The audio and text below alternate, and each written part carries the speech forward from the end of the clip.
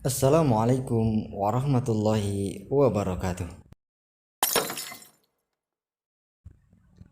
Halo sobat, balik lagi di channel Sobat Muda. Kali ini saya akan membagikan kisah tentang Habib bin Zaid radhiyallahu an. Habib bin Zaid merupakan sahabat Ansor yang memeluk Islam pada masa awal sebelum Nabi SAW hijrah ke Madinah, yakni pada Baitul Aqobah kedua. Saat itu ia hadir di Mina, Bukit Aqobah, bersama kedua orang tuanya, yaitu Zaid bin Asim dan Nusaibah binti Ka'ab, pahlawan wanita Islam yang lebih dikenal dengan nama Ummu Umaroh. Bisa jadi sebelumnya mereka telah memeluk Islam di Madinah lewat dakwah sahabat Nabi SAW, Mus'ab bin Umair, dan mengukuhkan keislamannya di hadapan Nabi SAW pada Baitul Aqobah kedua tersebut. Seperti umumnya sahabat pada masa awal, Habib membaktikan hidupnya untuk berjuang membela dan menegakkan panji-panji Islam di bumi Arabia.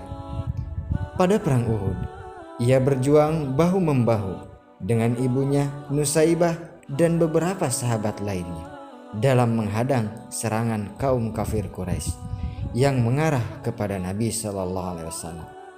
Saat itu keadaan beliau sedang kritis karena terjatuh dalam lubang dan dalam keadaan terluka. Tetapi kisah paling menarik dalam kehidupannya adalah ketika Musailamah Al-Kadzab mengangkat dirinya sebagai nabi, sebagai sekutu dari Nabi SAW dalam kenabian. Musailamah adalah seorang tokoh Bani Hanifah di Yamamah. Ia mempunyai kekuatan pasukan perang yang ditakuti oleh kabilah Arab lainnya. Sebelum perang, Musailamah, pemimpin Yamamah, adalah Huzah bin Ali. Nabi SAW pernah mendakwahi Huzah untuk memeluk Islam. Sahabat Salid bin Al-Amiri yang membawa surat dakwah Nabi SAW ini diterima dengan baik dan ramah oleh Huzah. Ia bersedia memeluk Islam sesuai ajakan Nabi SAW, tetapi mengajukan syarat untuk berbagi kekuasaan. Ia mengirim surat balasan tersebut dan memberikan berbagai macam hadiah bagi Nabi SAW, tetapi beliau tidak menanggapi syarat Huzah tersebut. Ketika Nabi SAW dalam perjalanan pulang dari Fathul Makkah, beliau mendengar kabar kematian Huzah dari malaikat Jibril. Beliau memberitahukan kematian Huzah kepada para sahabat, kemudian bersabda, "Dari Yamamah ini akan muncul seorang pendusta yang mengaku sebagai nabi. Dia akan menjadi pembunuh sepeninggalku." Ketika ada yang bertanya tentang siapa yang dibunuhnya, beliau bersabda, "Kalian dan teman-teman kalian." Pengakuan Musailamah sebagai nabi dan rasul tersebut ternyata mendapat dukungan besar, khususnya dari pasukannya dan penduduk Yamamah. Dengan kekuatan yang dimilikinya, ia melakukan penyebaran kebohongan tersebut dan memaksa mereka mempercayainya.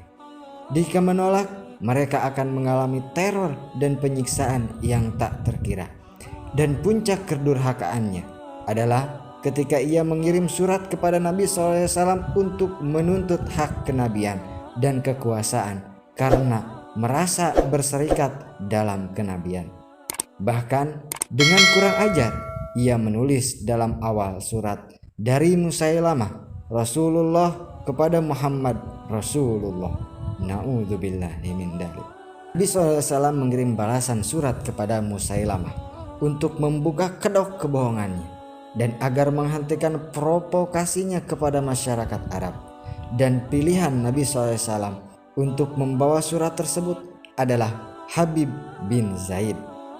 Habib tahu betul resiko apa yang akan dihadapi jika bertemu Musailamah dalam menyampaikan surat Nabi SAW. Tetapi baginya resiko tersebut tidak ada bedanya dengan menerjuni berbagai pertempuran yang selama ini dilakukannya bersama beliau dan para sahabat lainnya. Justru kesahidanlah yang selalu didambakannya. Karena itu, dengan tegar dan semangat baja, dibawalah langkahnya menuju tempat kediaman Musailamah di Yamamah. Sesungguhnya telah menjadi etika umum saat itu, seorang utusan tidak boleh dilukai dan dibunuh, semarah apapun kepada mereka dan pengirimnya, kecuali jika ia juga menjadi mata-mata. Tetapi Musailamah memang penipu yang licik dan sombong, yang tidak lagi menghargai etika dalam hubungan antar bangsa dan kabilah. Ketika Habib menyerahkan surat dari Nabi SAW, Musailamah membaca dengan angkuhnya, kemudian memerintahkan anak buahnya untuk menangkap Habib dan menyiksanya tanpa peri kemanusiaan. Keesokan harinya, Musailamah mengumpulkan rakyat Yamamah dan para pendukungnya, seperti ketika ada peristiwa dan pertemuan penting. Ia berpikir setelah siksaan demi siksaan yang ditimpakan kepada Habib, utusan Rasulullah SAW itu akan berubah pikiran dan bersedia mengakui kenabian dirinya. Dan ia ingin menunjukkan hal itu kepada rakyat Yamamah untuk mengokohkan kedudukannya. Setelah rakyat Yamamah kumpul mengitari suatu panggung yang disiapkan, Habib didatangkan. Masih jelas terlihat bekas-bekas siksaan di tubuhnya. Wajahnya tampak lesu dan patah semangat, seakan-akan telah menyerah. Musailamah sangat gembira melihat penampilan Habib tersebut. Ia sudah sangat kepedean bahwa rencananya akan berhasil. Ia menghadap kepada Habib dan berkata, "Apakah engkau mengakui Muhammad itu sebagai utusan Allah?" "Benar," kata Habib, "saya mengakui Muhammad SAW adalah utusan Allah." Musailamah berkata lagi, "Dan engkau mengakui juga aku sebagai utusan Allah?" "Apa?" kata Habib, seolah-olah ia orang yang tuli. "Engkau berkata apa? Aku tidak mendengar apapun." Wajah Musailamah menjadi merah padam, tanda kemarahan mulai menyelimutinya. Tetapi ia masih mencoba mengendalikan dirinya. Sekali lagi ia berkata, "Apakah engkau mengakui Muhammad itu sebagai utusan Allah?" "Benar, saya mengakui Muhammad adalah utusan Allah," kata Habib. Dan ketika Musailamah berkata lagi, "Dan engkau mengakui juga aku sebagai utusan Allah?" seakan-akan ia orang tuli, Habib berkata dengan lantang, "Apa? Engkau berkata apa? Aku tidak mendengar apapun." Musailamah memuncak amarahnya. Wajahnya menjadi hitam.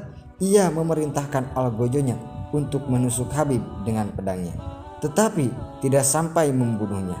Kemudian algojo tersebut menyayat dan memotong tubuh Habib bagian demi bagian, seonggok daging demi seonggok daging, yang kesemuanya itu tidak langsung membunuhnya.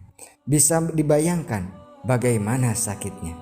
Tetapi tidak sedikit pun kata keluhan keluar dari mulut Habib, kecuali kalimat tauhid, "La ilaha illallah Muhammadur Rasulullah," hingga ruhnya naik menuju hadirat Allah Subhanahu wa Ta'ala. Sebenarnya lah, kalau Habib berpura-pura mengakuinya, tetapi jauh di dalam hatinya menolak pengakuan tersebut dan memantapkan hatinya atas kalimat tauhid, tentulah ia masih dimaafkan. Hal ini pernah disampaikan oleh Nabi SAW kepada Amr bin Yasir, dan juga beliau pernah berkomentar tentang tawanan Musailamah. Tetapi keimanan telah merasuk ke dalam tulang sumsumnya, sehingga tidak ada tawar-menawar bagi Habib dalam keyakinannya akan Allah dan Rasulnya. Berita syahidnya Habib bin Zaid ini sampai ke Madinah. Nabi SAW mendoakan kebaikan bagi Habib. Sementara Nusaibah, ibu Habib bin Zaid, langsung mengucapkan sumpah untuk melakukan balas dendam kepada Musailamah. Ia berkesempatan mengikuti perang Yamamah di masa Abu Bakar.